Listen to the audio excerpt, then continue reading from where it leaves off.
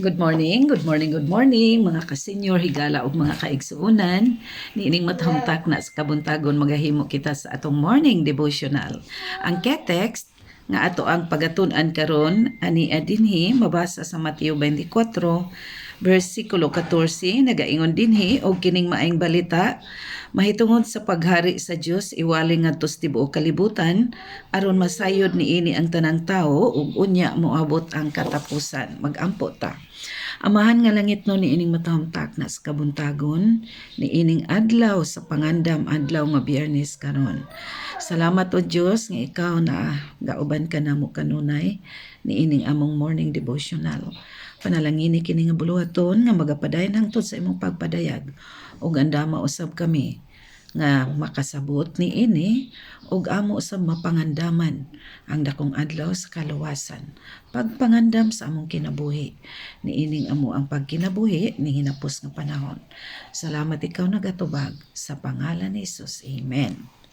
Magapadayon na usab kita mga minahal ko mga ka-senior, higala og mga kaigsuunan sa pagpaminaw niining mga hitabo sa katapusang panahon. Nagaingon dinhi ang magsusulat dakbayan sa New York. Nagasulot si Ellen White dinhi nga nagaingon siya dinha, wala nagapakanaog ang Dios sa iyang kaligutnot sa walay kasimbog sa kaluoy. Iyang gihupong gituyod ang iyang kamot. Kinahanglan ang iyang mensahe imantala sa Greater New York. Kinahanglan ipakita sa katawhan kung unsa ka posible para sa Dios pinaagi sa pagtandog sa iyang kamot, ang paglaglag sa ilang mga kabtangan nga ilang gipanagtigom batok sa dako nga adlaw sa katapusan. Wala ipakita kanako sa dayag kung unsay mahitabo sa dakbayan sa New York. Ang ako lang nahibaluan nga ang dagko nga mga gambalay niini mga lumpag pinaagi sa makabali ug makapukan nga gahom sa Dios. Moabot ang kamatayon sa tanang dapit.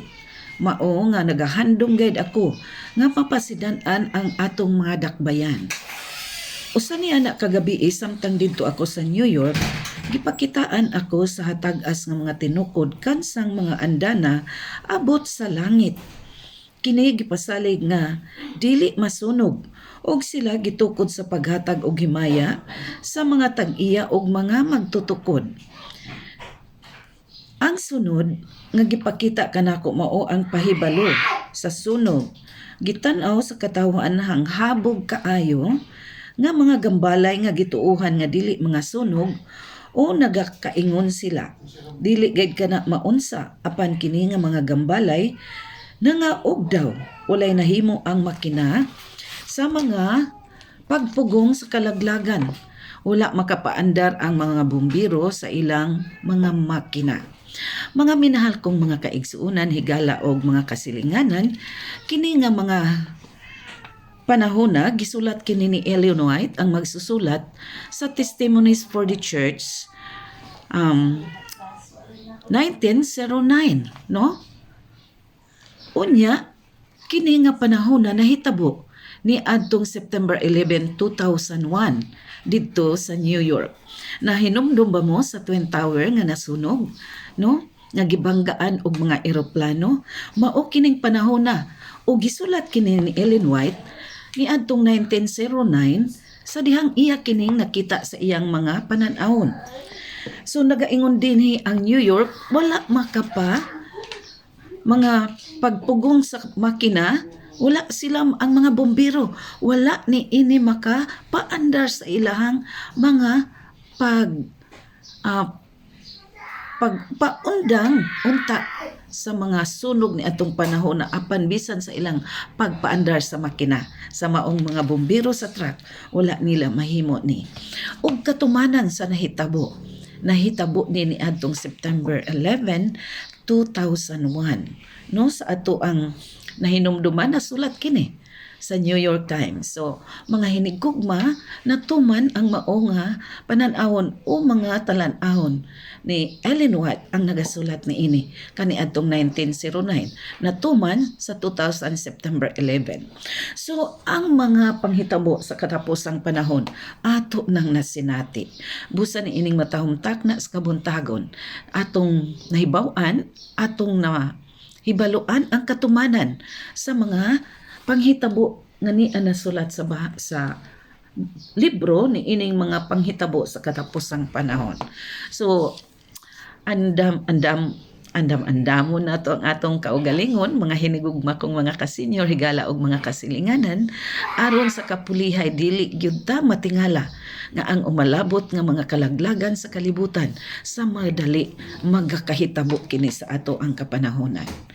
So andam karon sa pangandam, adlaw sa pangandam, adlaw sa pangandam, atong andamon ang atong kaugalingon, kay pagtak-op ni ini nga adlaw. Sabado na, ug angay na kitang mamahulay, tungod kay kini nga adlaw nga pagsira ni ini nga adlaw, taliabot naman ang adlaw nga igpapahulay, nga mao ang Sabado, nga diin ang tanan makahimo sa pagpahulay sa tanang buluhaton niya, tungod kay alang ra gyud ni sa Ginoo, tungod kay memoration ni or commemoration ni sa paghimo niya sa langit ug sa yuta, nga diin iyang gipanalanginan, iyang gibalaan ug gipahulayan ang adlaw nga ikapito, ang adlaw nga Sabado. Maayong buntag kanatong tanan, hinaot mangandam ta ato ang isalig sa Ginoo kini nga adlaw nga makapangandam sa tanan natong pangandamon alang sa pagsugat sa adlaw ng ipapahulay. Hinaot ang Dios magatipig kanato nining adlaw uban sa tibuok natong panimalay. Atong mga kabataan, ang panalangin, ang protection sa Dios magauban kanato aron mahilikay tas tanang mata nga kadaot, katalagman, balatian ug pagpakasala. Good morning. God bless us all.